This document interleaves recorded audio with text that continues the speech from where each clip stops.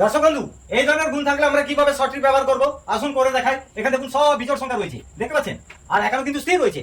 তাহলে আমরা এখানে প্রথমে কি করবো, এই সংখ্যাটিকে প্রথমে অর্ধেক করে নেব। এর সঙ্গে প্রথম সংখ্যাটি যেটি রয়েছে 33 যোগ করে ফেলবো, এই দুটি আর এই দুটি, ঠিক আছে। এরপরে এখানে দেখুন, এর সঙ্গে আমরা প্রথম সংখ্যাটিকে যোগ করে ফেলবো। এখানে দেখুন, এই সংখ্যাটিকে আমরা যোগ করে ফেলবো, এই দুটি সংখ্যা এই দুটি সংখ্যা, ঠিক আছে। এখানে প্রথম সংখ্যাটি আমার কি বেরোচ্ছে ভালো করে লক্ষ্য করি,